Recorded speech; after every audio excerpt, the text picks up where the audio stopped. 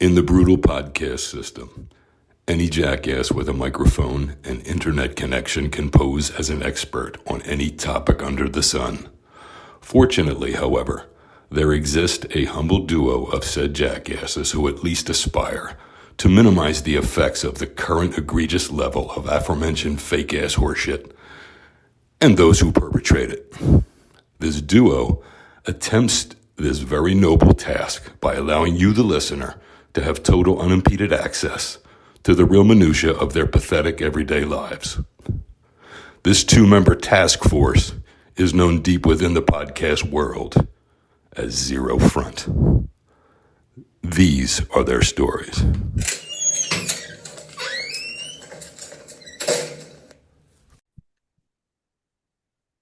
Hey now, welcome into another edition of Zero Front. Joe, how you doing today?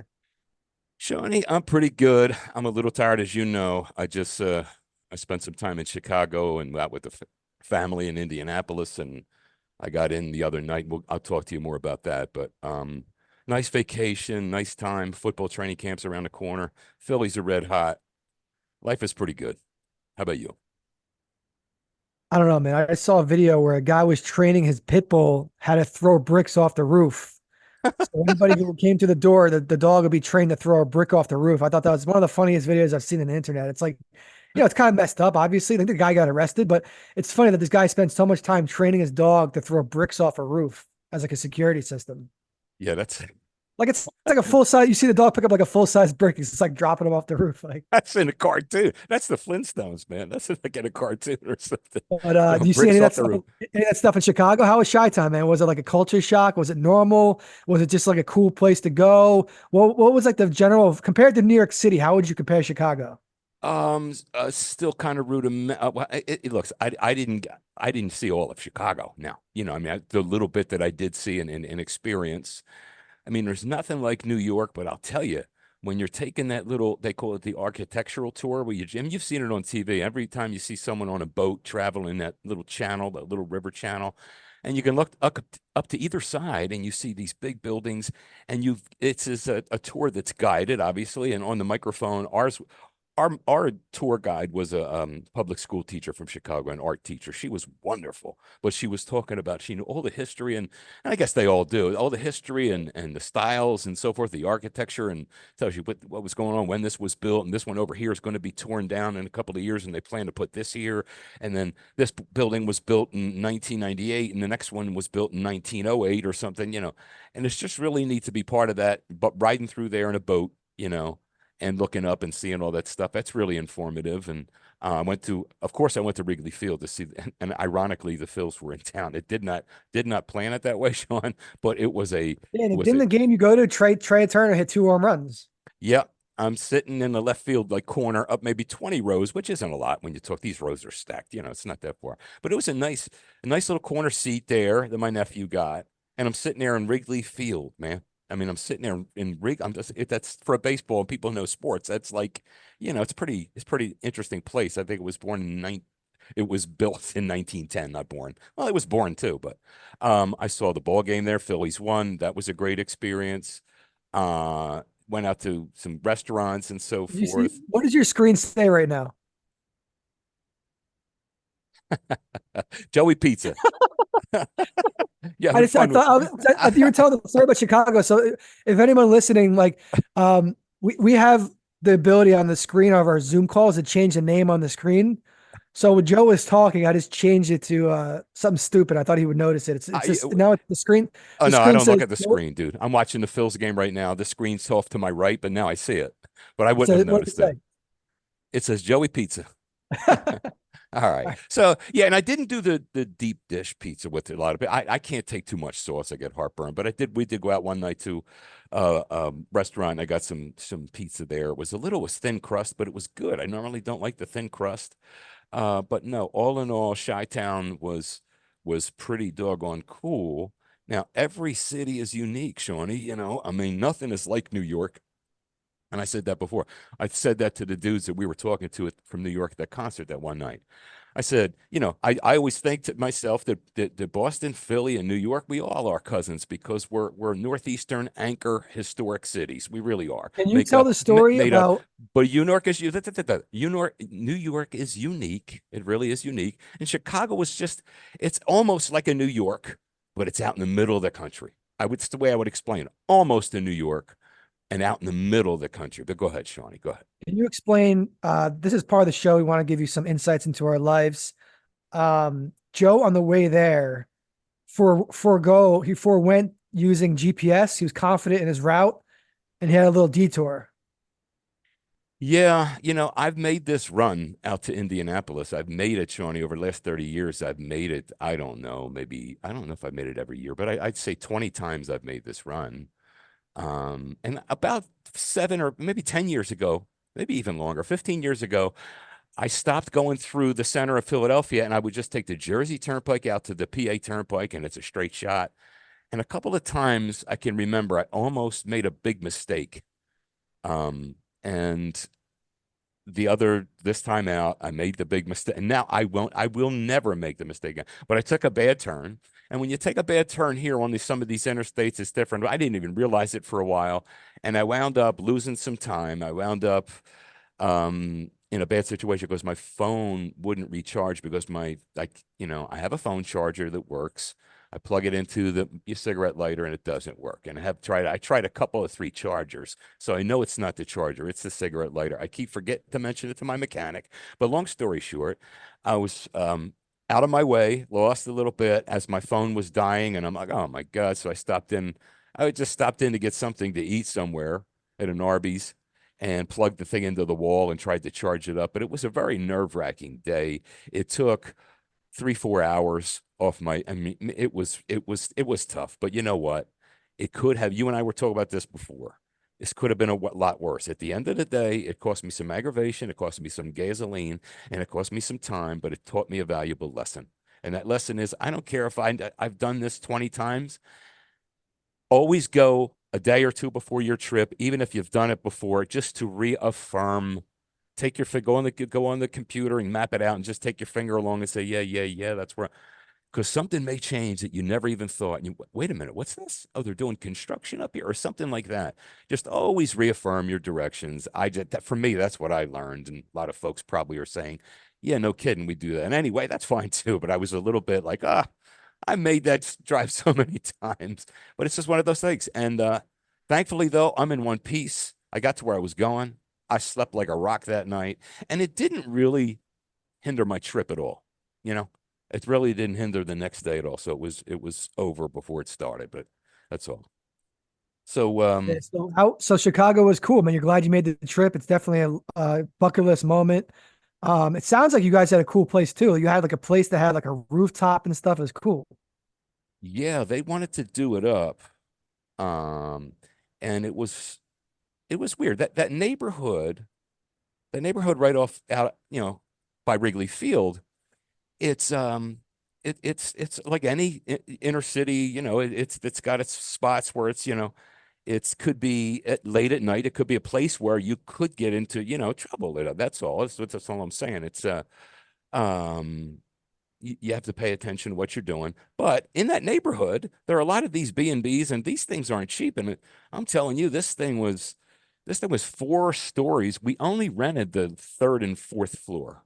There were a couple other below us that other people were renting and this and that. But because we had the 4th, the top floor, we get the rooftop too. And this rooftop was, ridiculous. It was like Did you guys grill steaks or burgers up there? steaks, burgers, did all that stuff up there. Because A you don't couple of really, I don't nights. think you don't talk about steak a lot. Like, did you have any steak at all, or you stuck with the burger? The other boys had steaks. I could have had a steak if I wanted to, Shawnee, but it's just one of these things that the more I really think about it, steak is just, I don't know. If you ask me steak or a good hamburger, I'm going good hamburger every single time. It's Yeah, just that's steak. where I disagree, bro. Like having That's a good, fine. That's fine. But it's having like I'm chewing like a baseball glove. It's no. like So you see, I feel you haven't had like you got to experience better steaks. Now, tell me if I've you have. had those too, and I'll just take a better I'll take a good hamburger over that anytime. But that's me. So you choose differently, but that's fine to you. It's fine. It's good. It's what it is, Sean. It's like, I got you. A lot of people feel the way you do. but I don't feel that way toward the steak. I just Like, don't. have you had a filet mignon? Dude, I've had a filet mignon. I've had all prime rib. I've had everything. I didn't grow up in a barn as opposed to what you think sometimes. No, no, Yeah, because I'm just yeah. because like London broil, I've had every piece, and I used to like this or that, but I don't know what it is either. It's like I don't. I want to enjoy my dinner. I don't want to sit here, And I know it's steak can be prepared. That's a variable, and so forth and so on. Just leave me the fuck alone and let me have my hamburger, please, everybody. Just go about your business. Can you That looks explain? good. It's not as good as you think it is. It's not as good to me. It's not as good as you're making it. I'd rather have my hamburger. Okay, that's me. That's just my. But Dude, what? I went to Acme I say tonight. that in jest too. But go ahead. I went Go to ahead. Acme tonight at the supermarket, and Hmm. my total grocery bill was 34.34. So exactly the same 34.34. And then you said you also had a cool one. Not giving away your phone Right. number. No, like let me just Your say it. I pizza order was your phone number. Yes, yes. The last four digits of my phone number was the was the was the pizza price. It was the price of the pizza when I went to it was a four digit, right? Blank blank point blank blank, Um and it was the same number as my phone number, which was weird. And I sent that to you. And then you sent me that weird receipt you got today too. What are the chances of getting 34.34? You know what I mean? It's wild. I think we're I know hooked it's in. crazy because 34 points is also my career high in basketball. I was in a recreational league, and it was like I think it was like eighth grade or seventh grade, Hmm. and I scored 34 points in a game. So I was like, oh wow, my career high is exact grosser 34. You know what I mean? Yes, sir. Yes, sir. Charles Barkley, the whole bit. Yo, what do you think about the Lakers drafting Bronny James, man? I think this is one more reason why I think LeBron James is absolutely fucking obnoxious. That's what I think. So I think he's a great basketball player. I really do. But this whole thing, this whole thing is for him. So he could play on the same team with his kid and this is all like his dream.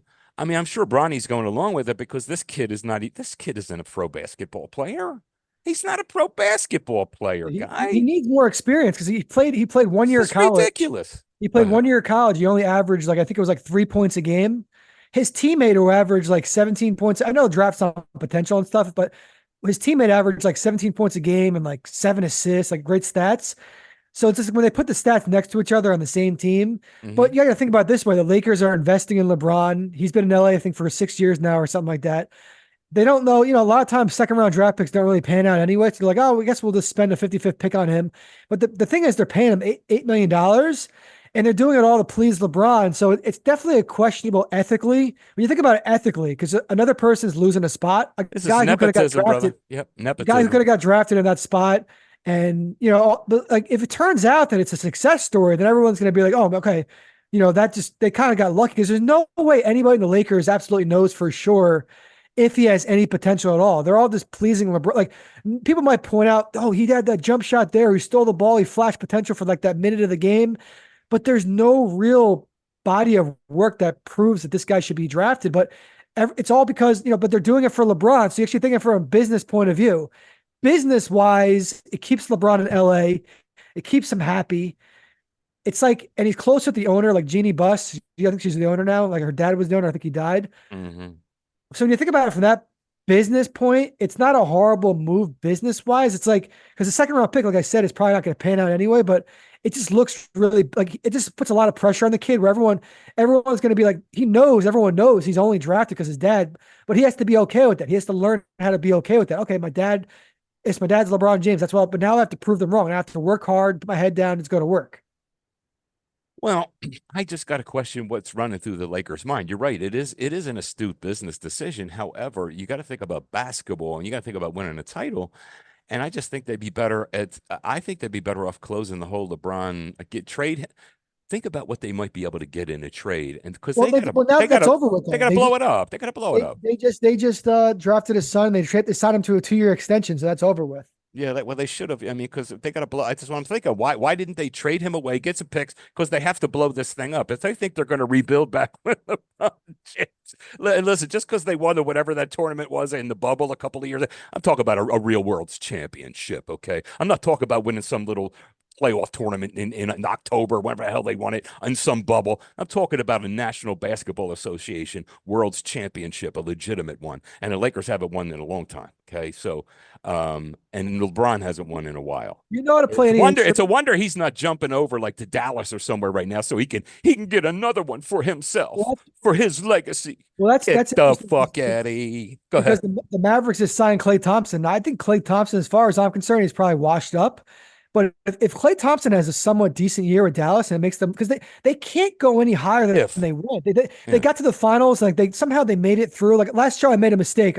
I said that the Mavs beat the Nuggets. No, the Timberwolves beat the Nuggets, but the Mavs by default beating the Timberwolves means they kind of beat the Nuggets in a way. But I was wrong on that last show. But I don't know if Klay Thompson is any missing piece of that team. I know they're lacking on 3-point shooting, but to be honest with you, Klay Thompson, after he came back from that, I think he busted his Achilles. Remember that huge injury he had in the playoffs? Yep. He hasn't been the same since, Yeah, and it's hard to watch, but if they're taking him out of games, and you saw what kind of season he had and what went on, because I thought about him for here, but no, what do you think about Paul George to the Sixers?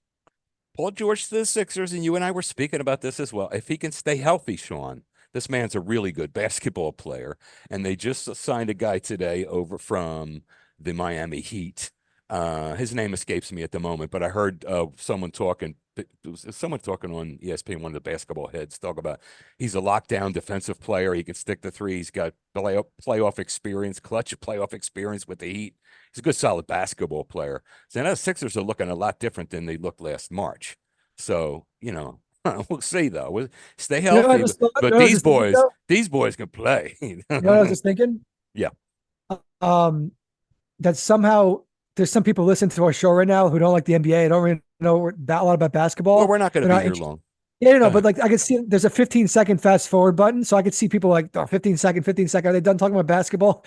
Don't give them any ideas. People listen. We would like you to listen to us all. We would like you to listen to the entire show. But no, I was going to say that I gotta give a shout out to the Nova Knicks, man. Now that the fact that they added Mikal Bridges, I know we gave up a lot of first round picks. You said that that's a lot of picks, but however, unprotected. This day and age in basketball, you don't build a team. Rationalize however you want. Don't build a team through draft picks. Mm-hmm. Teams are built through free agency and trades. Okay. So the Knicks they have great chemistry. Mikal Bridges, these guys won the four of them. 3 of them won 2 titles together. They won 2016, 2018, College of Villanova. Josh Hart left at the 2017. So 4 of them won together in 2016. So we never seen anything like this in basketball. A team, an NBA team full of like guys that played together in college and guys that won multiple titles together in college. So it's going to be interesting to see it. If somehow they can at least get to the NBA finals, that's going to be crazy because everyone's going to be like, oh my God, like the power of friendship. These guys are all friends. It's like the power of friendship and chemistry. Cause like, gotta admit there's other like Brunson's great, but then you look at like DiVincenzo, Hart and Bridges, they're all really good, but they're not like superstars. But if these guys somehow can gel together, and then Julius Randle, somehow they include Julius Randle and he gels with the team. You gotta forget, we have Julius Randle. He was missing most of the playoffs, or all the playoffs basically. So it's going to be interesting, man. I think the Sixers I'll just say it, so we don't argue about the Sixers and Knicks. I think the Sixers and Knicks are vastly improved. That's a fair statement, Shawnee. That's a fair statement, and I think they're both pretty good. And I think we got maybe a little bit of a rivalry brewing, but that's good. It's it doesn't mean, like I said, it's a rivalry and it's competitive, but we're buddies and we'll always be buddies. You know what I mean? It's sports. It's just sports. But yeah, I think it could be. You want to do the actor of the week? We're bringing back a classic segment. Bring back an We're actor. Go ahead. Bring back an actor of the week. Joe actually, because me and Joe were just talking on the phone bullshitting, and we're like, like we don't want to be like season 1, but like let's go back to our roots and like just try to include, because some people might be listening to season 1 and season 2. They're like, because the numbers have gone. I'll say this: the numbers have gone up a lot. The numbers are climbing, so I'm really happy to see that. But the fact that like we haven't done an actor the whole season 2, I'm like, let's do an actor, because I just listened to the Howard Stern show last week. A couple weeks ago, he had Kevin Costner on. Kevin Costner's in an excellent. This actually ties into my movie review. One of the movies that I saw recently is called Horizon: American Saga, Volume 1. It stars Kevin Costner. Also, it's a very good movie. It basically takes place in 1859. It's when like the Battle of the West, right before like the Civil War, the Battle of the West, when like, we're encroaching on the Native Americans' land, and there's a battle for land, and there's still a lot of Native Americans living there, and the white people were trying to like build like their little western frontiers in the land, and conquer the West and go out there and start a life. So it's a 3 hour movie, but there's going to be a second part in August. And I believe there's going to be 2 more parts after that. So I think it's a 4 part total. I give the movie an 8.2. I think it's excellent. It's not doing Wow. amazing in the box office. I wish it could do better. But obviously that might have something to do with the fact that like Kevin Costner, he's not really political. He voted for Biden and Obama, which is fine. He's an independent, but he spoke his mind that he supported a Republican candidate. And since then, like it's just been I don't know. I hope he's not blacklisted, but he's an excellent actor. He was just in the Howard Stern show. That's all I'm going to say about that. But in terms of his bio, he's got an interesting bio. You know what I mean? Like, Hmm. he was in a lot of good movies. He got his start basically in like 1983. He was a frat boy #1 in a 1981 movie called Night Shift. Um, but he got his real chance in like a 1983 movie. But then like he's well known for Bull Durham, Field of Dreams, the show Yellowstone, The Bodyguard. One movie I really liked, it's called Revenge. What's funny, Joe? I actually had Dances with Wolves. I've never like sat down and actually watched the whole movie. You're I kidding gotta me. I gotta You're, sit down and watch the whole movie. Dances with Wolves. I oh, haven't sat down. It's one movie I haven't like watched the whole thing. damn, Sean. I'm surprised because you're the movie guy. I mean, I that is a know it's one of piece of those because work, dude. for some reason I always doubted the movie. I'm like, oh, is that going to be boring? I never had time. There's all these other movies I wanted to watch. I'm like, I'll find a way. I'll watch Dances with Wolves one day, maybe. I don't really care. It will be always on like you said, it's always on like TV and TBS and TNT.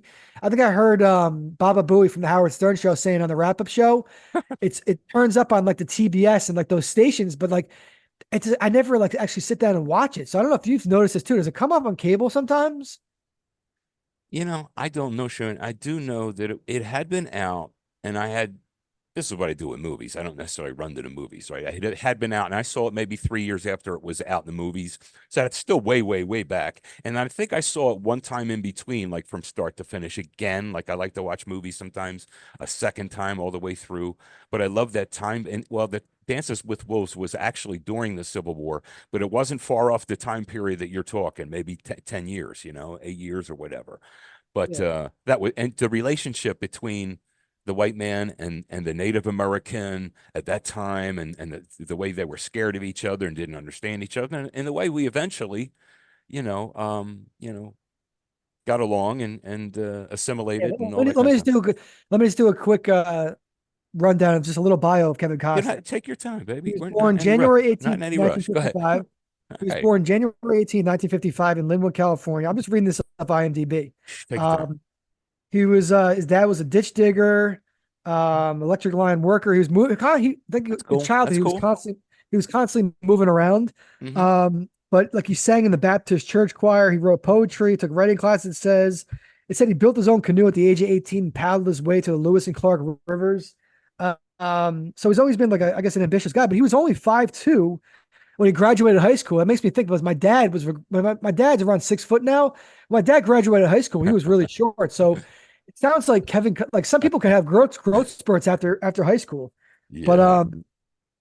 it says he took a couple acting lessons 5 nights a week, and then he had a job. He had a business degree, graduated with a business degree. He married a college sweetheart, but he took a marketing job, and then he met some guy, Richard Burton, on a flight.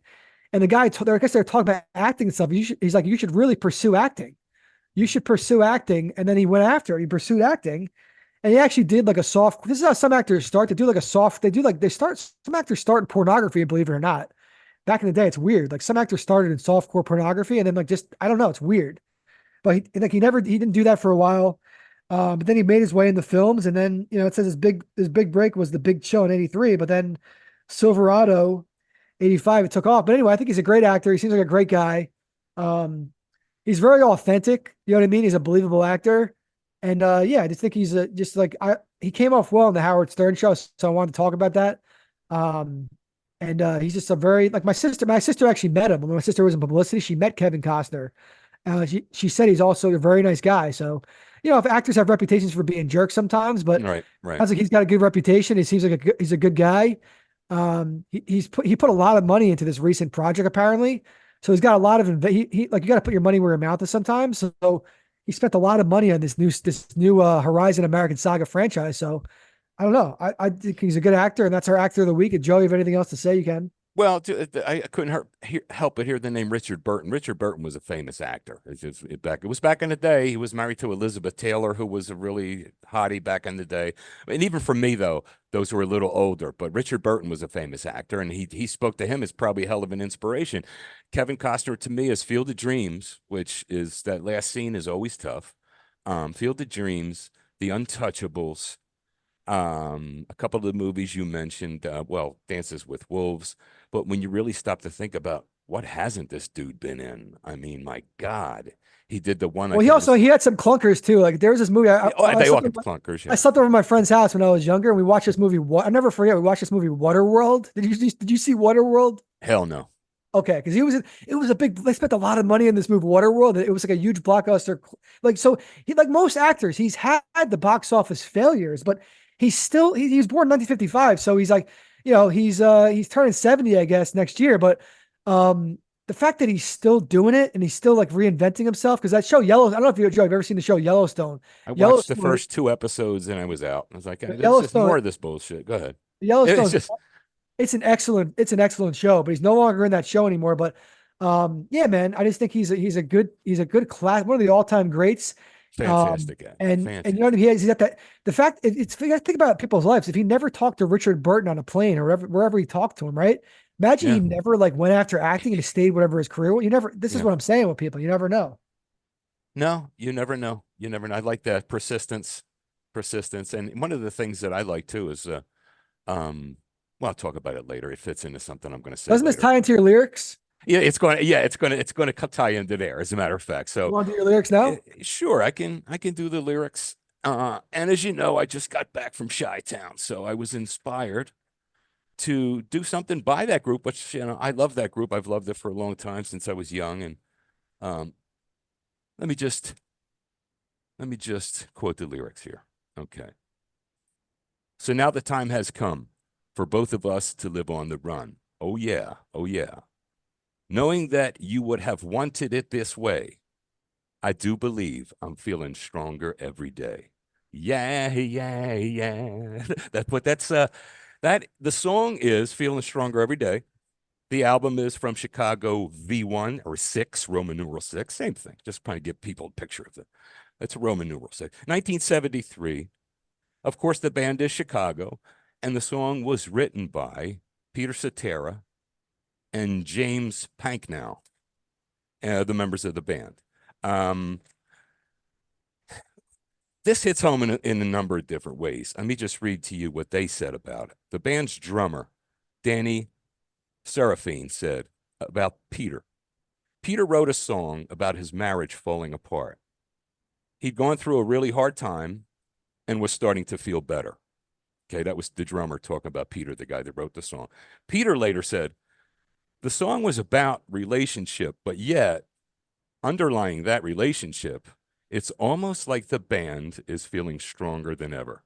So that's kind of where I was with this deal, that this song hit home because it was appropriate, because I went to see Chicago. It's a chance for me to fire up Chicago again on my playlist and really get into them. And can I just quickly say, dude, Chicago, my parents took me to my first concert when I was younger. Yeah, but I'm in the middle of lyrics right now. So I'm in the middle.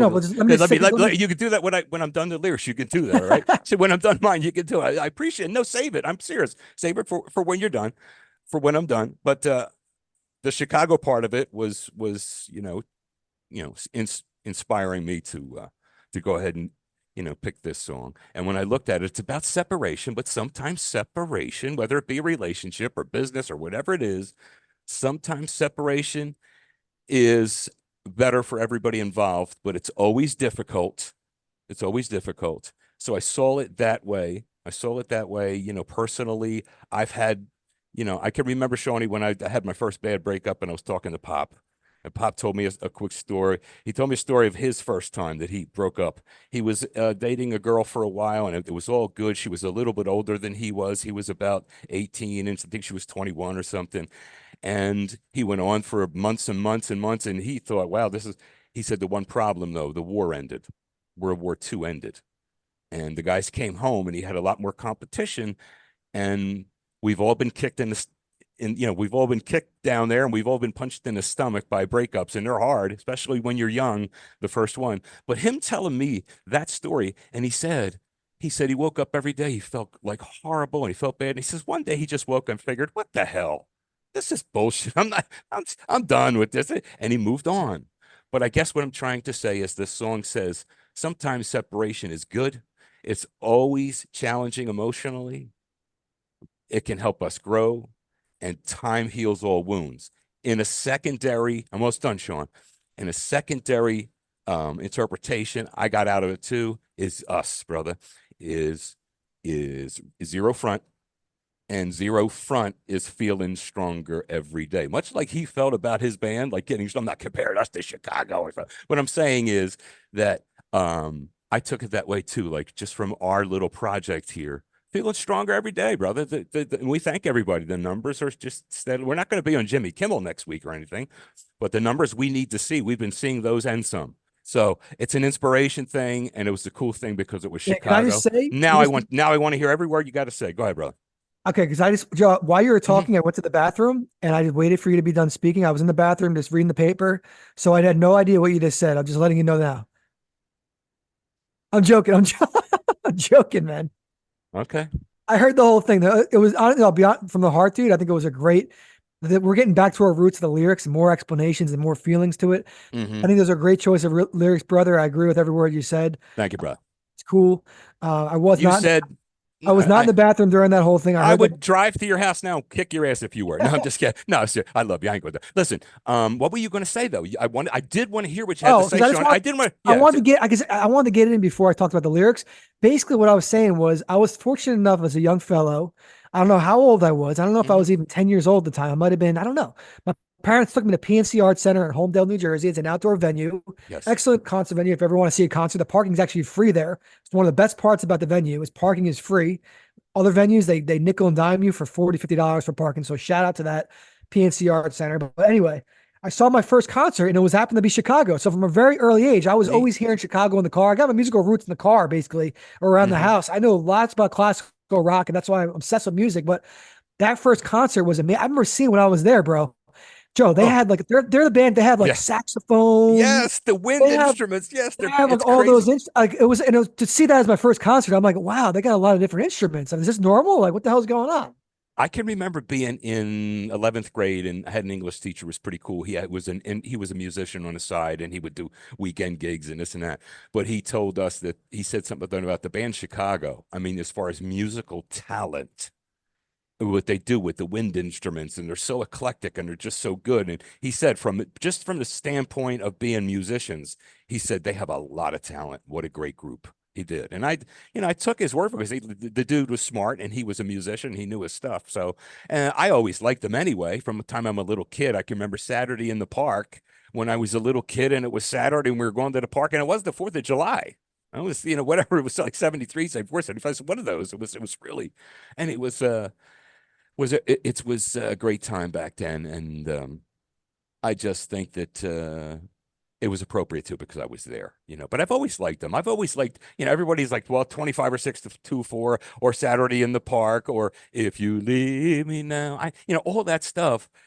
I wanted to get something that hit home with me and something that wasn't always, being, although that song, I Feel Strong Every Day, it was at the top of the charts. They couldn't keep it off. It was at the top of the charts for a long time, and you can go back and check it. But it was just really cool, and it all fell into place. It all fell into place.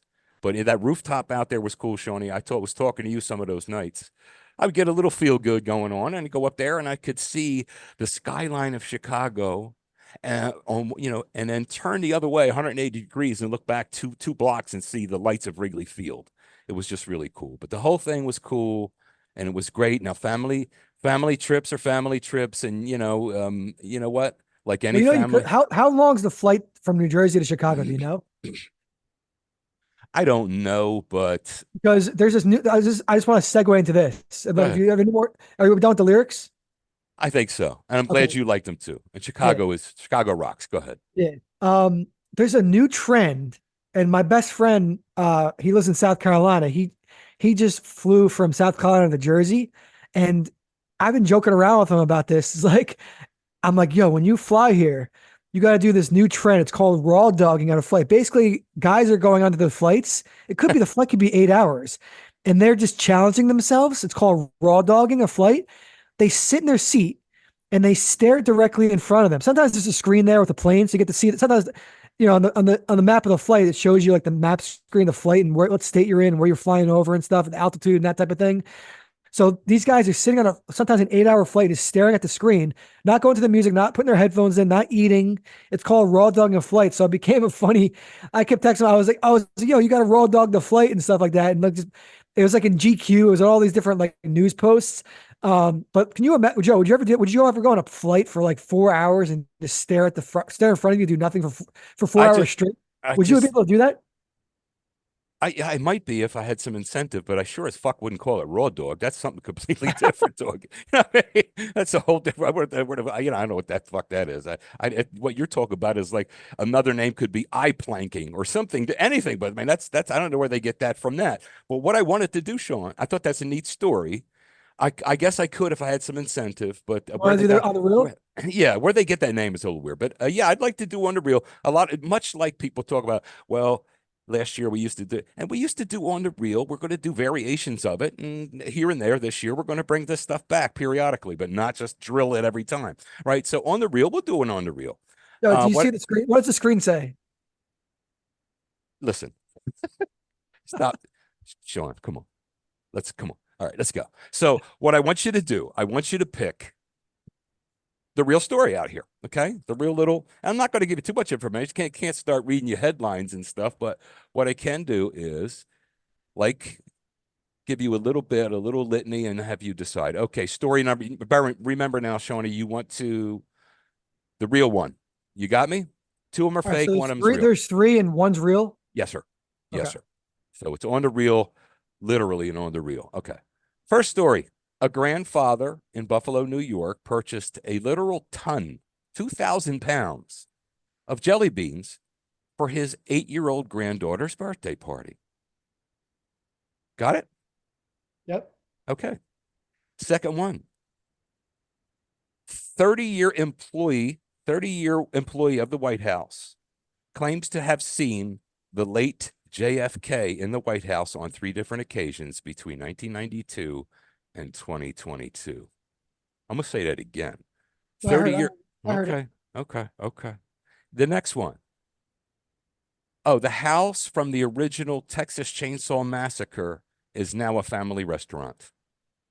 Find the real story. See, this is the shame about being the finding the real one. Yeah, don't cheat. If I heard any of those in the news, then I'd automatically know it. And I'm pretty sure as soon as you said the Texas Chainsaw Massacre, I think that's the real one. Oh, because you heard it on the news. Okay, yeah, that's the real one. Because you heard it on the news. All right. And I'm a fan of that franchise, the horror movie franchise. Yeah, and I figure you might know it that way.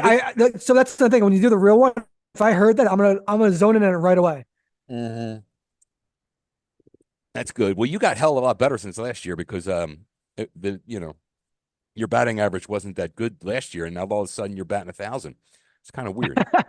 I don't know, man. I don't know, man. I got a little pocket thing here. Okay, go ahead. No, just fucking around. I swear to you, it's all natural, man. I don't listen. At the end of the day, we're doing it for fun. I don't care. I hope you guess it every time. Because I do a lot of browsing on my phone and internet, and yeah.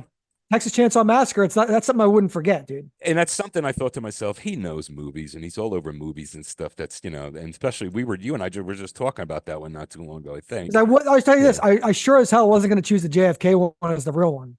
Well, you know what? Yeah, but you never know. You never know. It was the other one was the whole world saw like his head was shot off. You know what I mean? Right. Talking about a ghost. You do I thought they're trying to say like no. Okay. I was thinking like more like he's like living like secretly in the White House or something. Wow. Nah, cuz Jesus. And the other one was reasonable, but you know what? It's not a contest. It's an exhibition. Like David Letterman said, it's an exhibition, not a competition. Please. You want to hear a story that I just saw? No, I don't want to hear it. And now go ahead.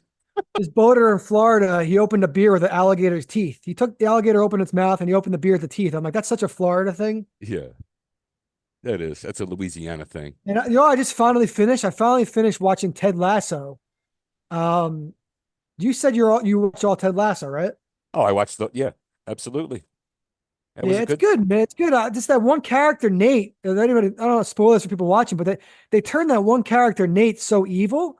But it was kind of interesting how they kind of finished the season just to say that. You know what I mean? yeah, I remember Nate's is that the little joker that went He's to the the other guy who went team? to he was the big like the Indian big shot who went to manage at the West Ham United. He became the new manager, and then he had that Yeah. really rich boss who he's that lady the owner of Richmond. That's her ex husband. He owns that team. Oh, he's the ex-husband of that the blonde lady? Oh, I Yeah. know who you're talking about. I was talking about the little guy that Well, coached that's what I'm for talking. No, that's what I'm talking about. His boss at his his new manager boss. He was is the ex husband, but Nate's a Nate's the right. former Now, coach. yeah, yeah. He's the His guy who did boss. all those back. He's the guy who did all those backstabbing things. I think it's Yeah, season two. yeah. I thought you got you. Yeah, I got my characters right now. His boss is the ex-husband of the yeah. Yeah, yeah, So yeah. yeah. No, it was a good story. I watched one, Shawnee.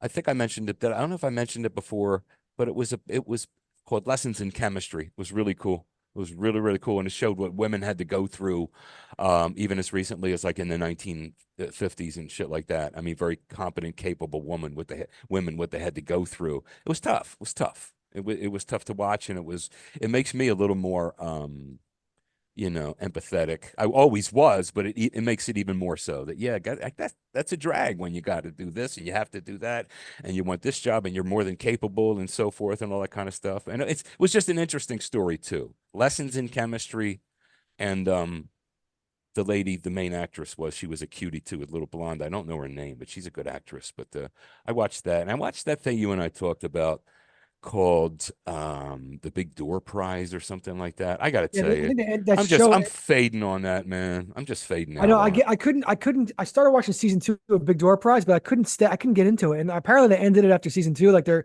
going to be no season three, so I don't know if I'm going to continue watching it. But I just finished Ted Lasso, and then another show. I have so many shows on Apple TV I got to get to. There's a show with Jake Gyllenhaal called Presumed Innocent. Apparently, it's pretty good. Presumed innocent. Okay. Now I'm gonna check that out too. But I wanted to talk to you just a little bit before we go. I wanted to talk to you a little bit because I'm getting excited about football. I'm getting excited about training camp coming up. Well, let's do one of the sports next episode. We got a bunch of other topics. Okay. Okay. All right. All right. Did Yeah, you man. know that birds can trade stuff with humans? Birds know that humans value certain physical items, so birds can trade stuff with humans. I saw this crazy thing where a bird was like trained, kept bringing this guy back other stuff, and he was feeding the bird, and like Yeah. the bird kept like they're like it's like they're paying in currency for whatever the food the human's giving them.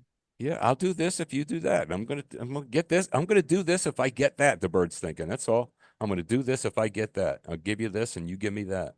It's really kind of cool. It's Yeah, really and then I kind of just cool. saw a guy went into a bank and tried to withdraw 1 cent. So the bank employee got like real like paranoid and thought this guy was trying to rob the bank because I don't know if that was a code word for robbing the bank. Like he wanted to withdraw 1 cent. I don't know if he started arguing with the lady, but then he got arrested. She called the police and he got arrested for robbery. So I guess whatever he did, so I guess never try to withdraw 1 cent at a bank. There you go. That's the moral of this story. Make it a nickel. Yeah, never But one yo, cent. do you know how to play any instrument? Do you have any regrets about not learning how to play an instrument? Yeah, I do. I'm not sure which one. I think the sax would have been badass to be able to play, man. You know what I mean? Like just to lay down some really smooth stuff like that. I think Yeah, that 'cause would have I been have cool. respect because Howard Stern's 70 years old and he just started learning guitar this year. It's like his new obsession. He's like always talking about playing the guitar and learning this and trying to learn this song. But it got me thinking, I was like, if this guy's 70 years old and he can learn how to play the guitar, I'm 37. You know, I could try to learn an instrument if I want. You know what I mean? I could try. I think so. And I just wanted to say about with Howard's doing at his age is a good thing because they say when you get older, the older you get, you want to carve. I'm not going to go too long with this, but it's interesting. New pathways, they call them neuro pathways. So when you get older, you don't get too in your comfort zone. You're willing to try new things and learn new skills, and that carves It carves new pathways, neural pathways in your brain, and that will help you, they say, neurologists say, help you ward off the kind of thing my pop went through. So I just want to say that. So, but Jay, basically, when you do get older, it's good to learn new things, any new things, any new things. And in Howard's case, he's taken up an instrument. That's fantastic. I mean, you use the same part of your brain that you use when you do a lot of mathematics, you use when you do music. So it's cool. It's I know, cool. like that's why I said part of me, like I knew if I was a kid, I could learn how to play an instrument easier. Like if I Oh from yeah. young learned how to play the guitar, that would carry over probably in my adulthood. But it's like learning, like you said, you got to create these new pathways as an adult. But sure, the older you get, but Yes. sometimes it's tough. Oh, and therein lies the rub that it's so easy just to fall into and the older you get, it's like, no, I've never done that. I tried to, one time I tried to sit down with my dad, and this is like in the early to mid 90s, and I tried to show him, come on, you can use the computer here. He was smart. He was a cabinet maker. He was good with math and all that. But when it came to computers, obviously it wasn't his thing, right? It was from that generation. But I sat down with him. Now, mom could do it really well. She was okay, and she could, but I sat down with him and I said, all right, now this is the mouse over here. See this mouse over here? You got to move this around. And he said, wait a minute, because he wasn't happy about the whole thing altogether from the beginning. But he goes, wait a minute. I got to move that over there to change this over here on the screen. And we're like, yeah. And he goes, forget it. I'm out. And gets up and walks out. In other words, Pop didn't. Now, I'm not saying this is the sole reason he got Alzheimer's. It's probably not. But it makes sense that when you get older, you got to step out of your comfort zone and learn new things that you were putting off or thought about before or whatever.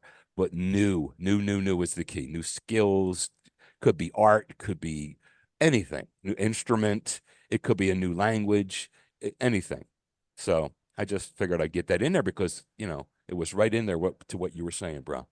But I don't know. How are we doing here with everything on your you have anything else on the docket or? No, I mean, I think Yeah. we're gonna start trying to do shows like we're doing them like once a month and sometimes a little bit longer, but now we're gonna try to stay locked in some shows Every 2 weeks, within hopefully. weeks Yeah, or it's in that so. ballpark. You know what I mean? Yeah. 2.5 weeks, somewhere in there, something like that. Yeah. We But want to get anyone, there. thanks for listening. If you want to follow us on, so we're trying to build the Twitter account. It's called X now.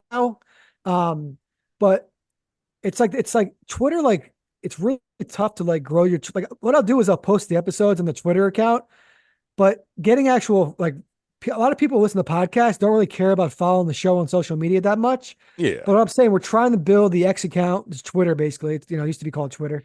But yeah, we have, all the shows are on all platforms. And again, the ratings have gone way up. So we're really appreciative of our audience. And also Damn shout straight. out to Yep. Dublin, Ireland. I'm Irish myself. I'm like majority Irish. I think I might be like 60, 70% Irish. So I don't know. We got some people in Dublin, Ireland that seem to, I'm not that heavy, but I'm about, 40%, I guess, Irish. yeah, but I appreciate all over the world, anybody listening all over the whole world. So shout out to specifically this episode because my Irish roots is Dublin, Ireland. They seem to really be supporting us. So it's really cool. We appreciate you, lads. Okay. Joe, you got any final words?